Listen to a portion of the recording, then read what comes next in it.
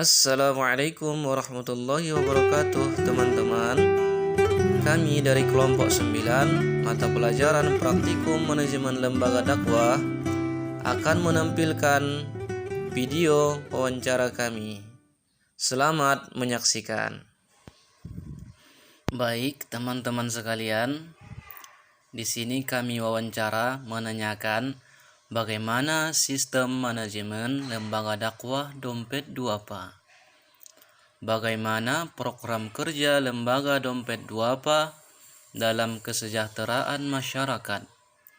Apa faktor-faktor penghambat proses kerja Dompet Duafa? Di sini saya akan menjelaskan pembahasan yang pertama, yaitu tentang sistem manajemen Dompet Duafa. Dompet Duafa adalah lembaga nirlaba milik masyarakat Indonesia.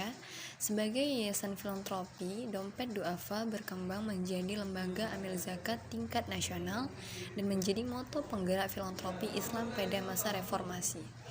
Dompet Duafa merupakan salah satu lembaga amil zakat dan pemerintah yang pertama kali menerapkan manajemen filantropi modern. Dalam Al-Quran dan Al-Hadis, sebagai falsafah hidup umat Islam dapat digali unsur pengurusan tersebut diantaranya, yaitu yang pertama perencanaan. Perencanaan pada dasarnya rencana program pemberdayaan masyarakat Kota Medan. Kemudian yang kedua yaitu pengelompokan, yaitu merupakan kumpulan orang yang bisa diorganisir dengan baik untuk mencapai tujuan bersama dalam bentuk kebaikan atau materi. Yang ketiga yaitu koordinator, yaitu sebuah kumpulan atau organisasi terdiri dari unsur individu-individu dan unsur bagian-bagian kecil. Kemudian yang keempat yaitu controlling, yaitu dalam Islam segala aktivitas manusia selalu diawasi oleh penciptanya, sehingga tidak dapat tempatnya seseorang takut hanya kepada manusia di saat melakukan perbuatan yang melanggar aturan atau kesepakatan. Yang kelima yaitu motivasi. Motivasi yaitu usaha untuk menggerakkan kinerja semaksimal mungkin dengan penuh keikhlasan kepada orang lain.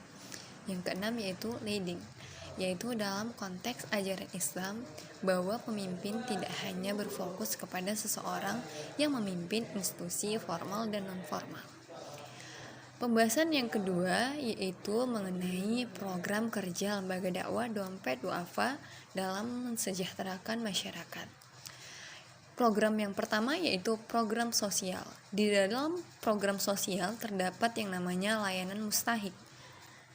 Layanan mustahik merupakan rangkaian kegiatan yang berorientasi pada pelayanan dan konsultasi problematika masyarakat dengan pola pendekatan dakwah.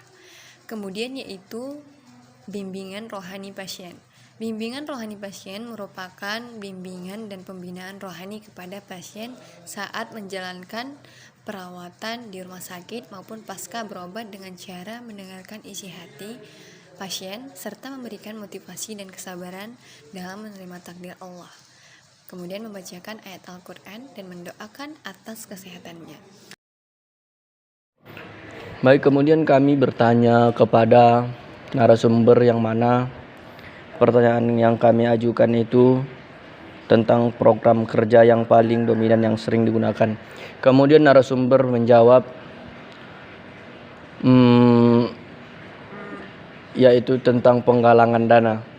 Yang mana langsung kami tanyakan kepada narasumber, apakah di dalam penggalangan dana tersebut ada menggunakan sistem manajemen? Nah, kemudian narasumber menjawab, ya tentu ada. Di sana sebelum melaksanakan kegiatan itu dilaksanakan yang namanya planning. Apa itu planning? Yang namanya perencanaan. Setelah direncanakan semua kegiatan, baru dikelompokkan orang-orang di mana titik kumpul untuk penggalangan dana tersebut. Nah, setelah semua berjalan dengan lancar, maka ada namanya sistem evaluasi. Nah, di sana dievaluasi segala kegiatan apa yang kurang, apa yang ingin ditambahkan untuk kegiatan-kegiatan selanjutnya, dan lain sebagainya.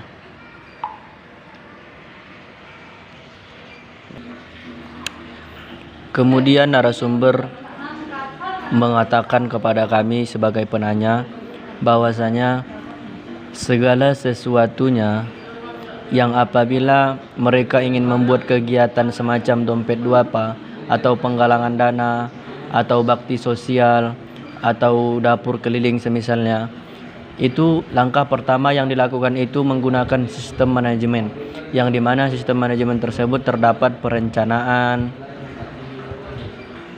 pengorganisasian, pengevaluasian, pengelompokan, dan lain sebagainya.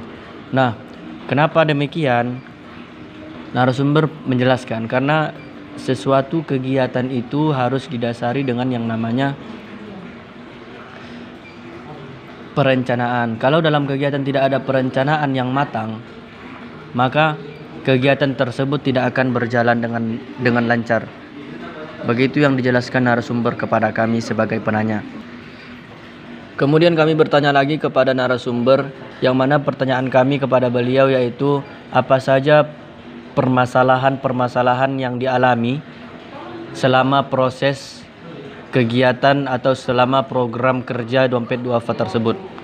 Nah, kemudian narasumber menjawab, kalau dalam sekian banyak kegiatan, sudah barang tentu tidak menutup kemungkinan yang namanya permasalahan atau problematika itu sudah pasti ada. Yang mana salah satunya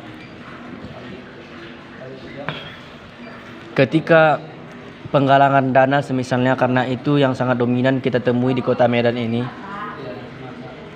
Permasalahan untuk hal yang demikian tidak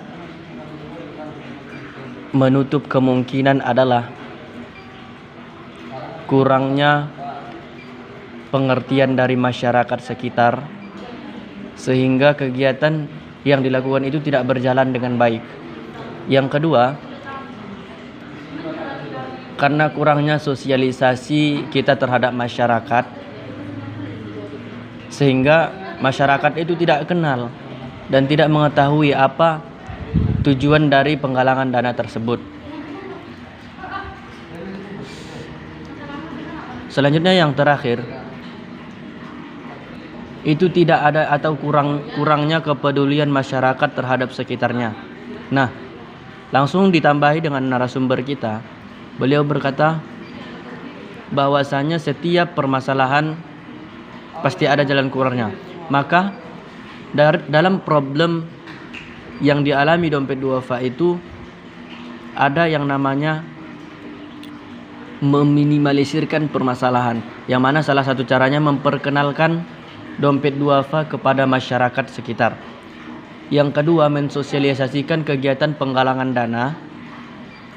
Dan yang ketiga, mengajak masyarakat untuk saling tolong menolong antar sesama, yang dimana ketika kita lagi berada kesusahan, dompet duafa siap untuk membantu, dompet duafa siap untuk menggalang dana untuk membantu kepada keluarga-keluarga atau masyarakat-masyarakat yang terkena musibah atau bencana lainnya. Berikut penjelasan dari narasumber. Nah, setelah wawancara terhadap narasumber selesai, kami pun menutup wawancara kami dan mengajak narasumber untuk berfoto bersama untuk dilampirkan kepada laporan nantinya.